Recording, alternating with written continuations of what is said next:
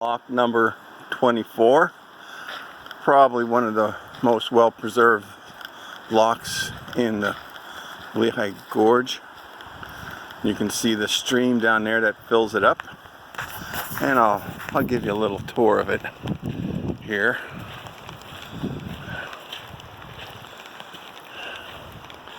I always call this the Indian let-go-by because you could imagine Indians sitting up here, Native Americans, alright, sitting up here. Holy cow, that's steep. My vertigo grows stronger as I get older. Throwing rocks from up top. Okay, I've given up totally on the selfie stick.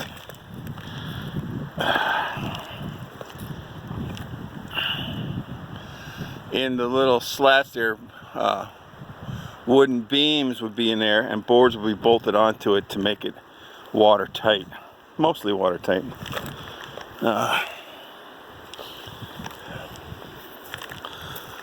This would be a dam. Alright, hummingbirds are in there in the summertime. Okay, the boats will come in here. There would be a dam across the river, and the boats would come in by a canal, and they would float into here, and they would shut the gates at the far end and let it fill up with water. Probably took half a day, I bet. Let it fill up with water, and the canal boat would float into there.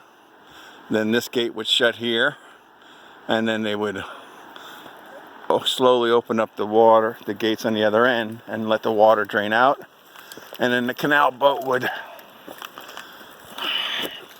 continue on down the river to the next dam.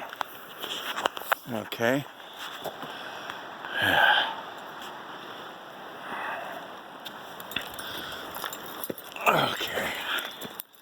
Okay, so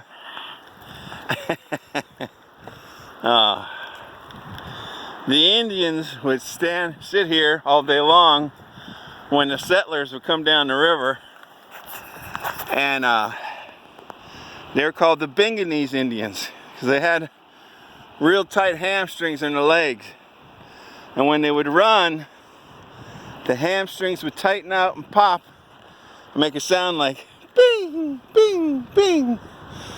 So the settlers came here. They called them the Binganese Indians because their knees was binging. Now the Binganese Indians hunted the Narwhal buffalo, and Narwhal buffalo are deaf, so they couldn't hear the Binganese sneaking up on them with their bows and arrows, and the Binganese would shoot them, and that's how they fed the tribe for thousands of years. And when the settlers came,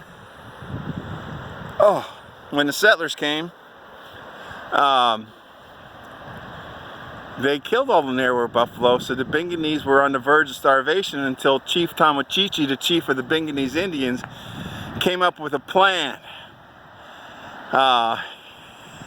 They built this Binganese Indian let-go-by by the river. You can see the rapids ahead, and the Binganese, whenever settlers came down the river, their boats laden with furs and stuff like that, the Binganese would throw rocks and sink the canoes, and people would drown in the rapids ahead, and the Binganese would go down and take all their stuff, and that's how they survived. This became known as the Binganese Indian let-go-by, because if you didn't pay the Binganese some food, they wouldn't let you go by. Alright?